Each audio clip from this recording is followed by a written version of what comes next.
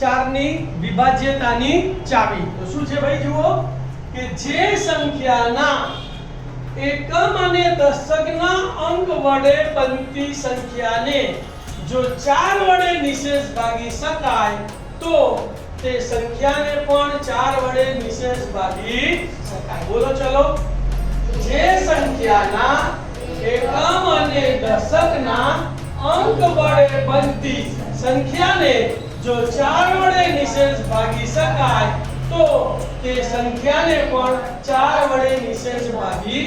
હવે 4 વડે નિશેષ એકમ અને દશકના સંખ્યા વડે બનતી સંખ્યા 4 વડે નિશેષ ભાગી શકાય એટલે કે 4 હોય, 4 દુ 8 હોય, 4 તરી 12 હોય, ચોકું ચોકું 16 હોય, 4 પંચા 20 હોય, 4 છંગ 24, 4 સિત્તા 28, 4 અઠ્ઠા 32 ને 4 નવા 36 ને 4 દાન 40। એમાંથી કોઈ પણ એક સંખ્યા હોવી જોઈએ। દાખલા તરીકે આપણે 512 લીધા તો અહીંયા એકમ અને દશકનો માં 1 બગડ 12 બન્યા તો 12 ને 4 વડે ભાગી શકાય।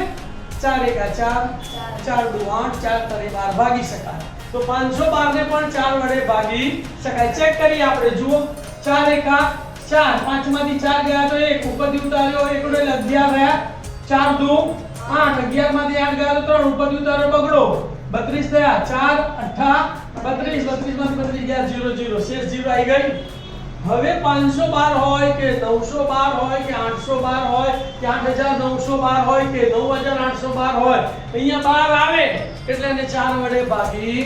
તો જુઓ આપણે બીજું ઉદાહરણ લઈએ, 9812 છે તો 4 દુ 8, 9 માંથી 8 ગયા તો 1 ઉપરથી ઉતાર્યો 8ડો, ચોકું ચોકું 16, 18 માંથી 16 ગયા તો 2 ઉપરથી ઉતાર્યો 1 એટલે 21, 4 પંચા 20, 21 માંથી 20 ગયા તો 1 ઉપરથી ઉતાર્યો પકડો એટલે 12, 4 તરી 12 0 ચાલ આવી ગયો। તો શું હતી ચાવી કે જે સંખ્યાના એકમ અને દશકના અંક વડે બનતી સંખ્યાને જો 4 વડે નિશેષ ભાગી શકાય તો તે સંખ્યાને પણ 4 વડે નિશેષ ભાગી શકાય।